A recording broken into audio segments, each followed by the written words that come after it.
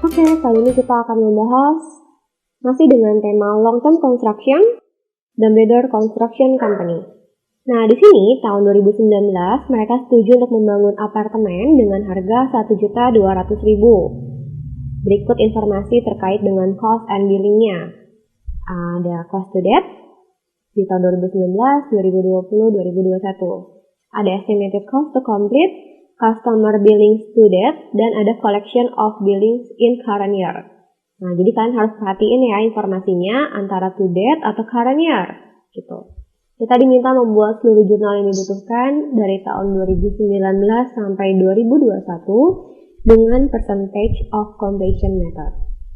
Oke, kita mulai dari step pertama. Kita buat jurnal untuk tahun 2019, 2020, 2021. Kita mulai dari kontrak price-nya. Kontrak price-nya adalah di situ 1.200.000. Kita masukin 1.200.000. Nah, kontrak price ini akan dikurangin sama estimated cost slash estimated cost. Nah, di mana estimated cost ini terdiri dari cost to debt dan estimated cost to complete. Nah, cost to debt, karena di sini di soal udah langsung dikasih tahu cost to debt-nya berapa, maka bisa langsung kita masukin nih di sini. Cost to debt-nya di tahun 2019 adalah 280.000. Di tahun 2020 adalah 600.000, di tahun 2021 adalah 785.000. Jadi kalian bisa masukin sesuai yang ada di soal karena udah kasih tahu cost to debt.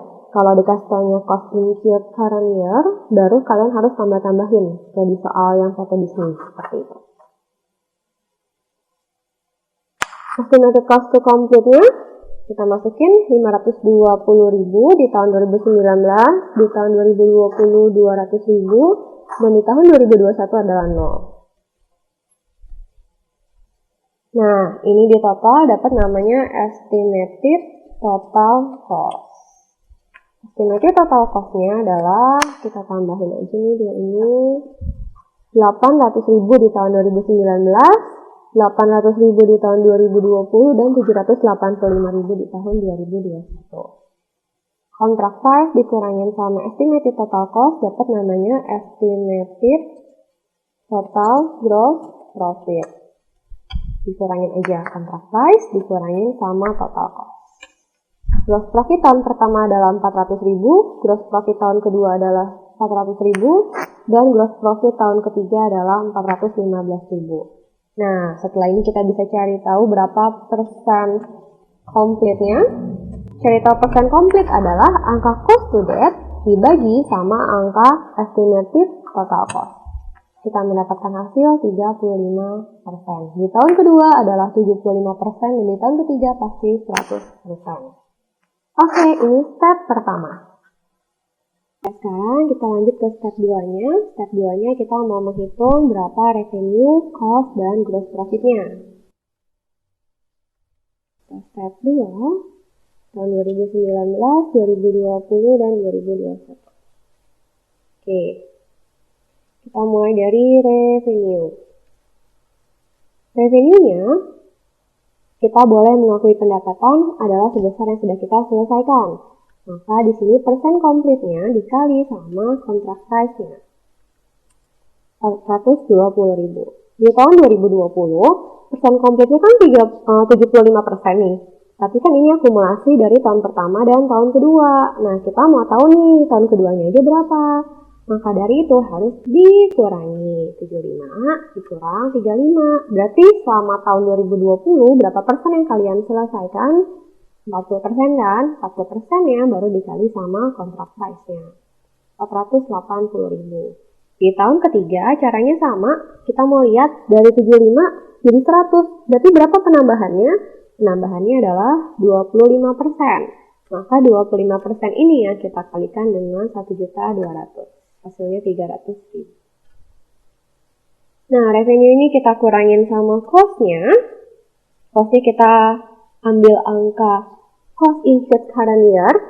Nah, di sini Kan dikasih taunya di soal adalah cost to date ya, maka kita harus cari cost in current year-nya berapa. Kalau tahun pertama, berarti cost to date-nya sama dengan cost in current year-nya. Maka kita bisa langsung masukin 280.000. Di tahun kedua, cost in current year-nya adalah, kan cost to date-nya 600.000 nih. Sementara tahun 2019 adalah 280.000. Berarti kalau kita mau tahu biaya yang terjadi di tahun 2020-nya aja berapa, maka harus kita kurangin. 600.000 dikurang 280, hasilnya adalah 320.000. Di tahun ketiga berarti 785.000 dikurang sama 600.000. Cost in current year-nya adalah 185.000. Jadi kita mau tahu nih, ini kan akumulasi nih cost to date. Kita mau tahu cost yang terjadi masing-masing tahunnya berapa, maka kita harus kurangin sama tahun sebelumnya. Oke, revenue kurang cost dapat gross profit. Gross profit-nya tinggal dikurangin aja. Hasilnya adalah 140.000, tahun kedua 160.000, dan tahun ketiga adalah 115.000. Nah, jurnalnya, kita bikin jurnalnya.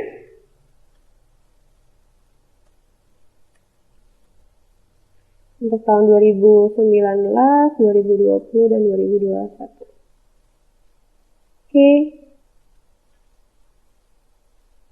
Jurnal yang pertama adalah kita mau mencatat cost of construction. Nah, di sini kita mau catat berapa cost incurred current year-nya nih. Jurnalnya cost of construction adalah construction in process pada material cash payable. Angkanya adalah, kita lihat cost in current year-nya 280.000. Kita masukin 280.000. Di tahun 2020 cost-nya adalah 320.000, maka kita masukin 320.000. Di tahun ketiga, di tahun 2021 cost-nya adalah 185, maka kita masukin 185. Jurnal kedua adalah mencatat progress billingnya. Nah, di sini ketika kita melakukan penagihan, maka kita bisa mengakui adanya account receivable. Karena kalau udah nagih, berarti udah bisa kita akuin piutangnya. HR pada kreditnya adalah billing on construction in process.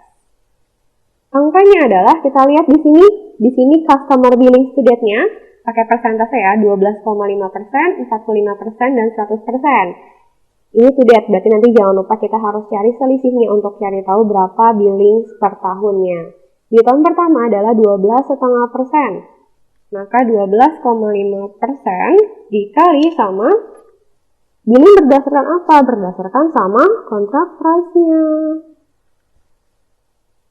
Nah, billing on construction in process-nya juga 150.000. Di tahun 2020, di sini customer billing to date-nya adalah 45%. Karena ini to date, berarti artinya 45% adalah akumulasi dari 2019 dan 2020. Kita nggak boleh langsung kali 45% ini. Kita harus cari tahu di tahun 2020-nya aja berapa. Maka kita coba hitung dulu nih. Kalau 45% dikurang 12,5% berarti berapa yang di tahun 2020? Sekitar berapa? 32,5 ya. 32,5% dikali sama kontrak price-nya 1.200.000. 390.000. Oke, di tahun ketiga berarti caranya adalah totalnya 100% kan? Berarti 100% dikurang sama akumulasi tahun 2020, 45%. 55% berarti ya, 55% dikali sama 1.200.000, hasilnya adalah 660.000. Oke. Jurnal yang ketiga adalah untuk mencatat penagihannya, record collection. Nah, kalau kita berhasil menagih piutang, berarti kita akan mencatat cash pada accounts receivable. Cash pada AR di sini dikasih taunya collection of billing in current year. Karena sudah dikasih tahu in current year, berarti kalian bisa langsung jurnal aja. Di tahun pertama ada 120.000.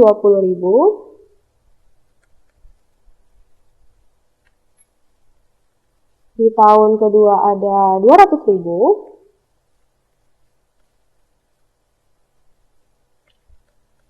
Di tahun ketiga ada 620.000. Oke. Jurnal keempat, kita mau mencatat revenue dan gross profitnya. Catat revenue dan gross profit, kita akan akuin adanya construction expense dan revenue from long-term contract. Nah, di sini kita lihat dari step 2 nih. Construction expense-nya, kita lihat di sini cost-nya adalah 280.000. Revenue from LTC-nya, kita lihat di sini revenue-nya adalah 420.000. Karena ini profit, maka kita akan taruh construction in process di sebelah debit sebesar 140.000. Di tahun kedua, construction expense-nya adalah 320.000, revenue-nya adalah 480.000. Gross profit-nya, karena profit maka taruhnya di debit sebesar 160.000. Di tahun ketiga, cost-nya 185, revenue-nya 300.000, profit-nya adalah 115.000. Nah, yang terakhir adalah jurnal completion-nya, penyelesaiannya. Jurnal penyelesaian adalah kita akan hapus billing on construction in process. Karena udah selesai ditagih semua, kita juga akan hapus akun sementara kita namanya construction in process. Karena sudah selesai, kita bisa kasih asetnya atau kasih apartemen buildingnya ke mereka. Ini hanya ada jurnal di tahun ketiga sebesar kontrak price-nya yaitu 1.200.000. Oke, selesai.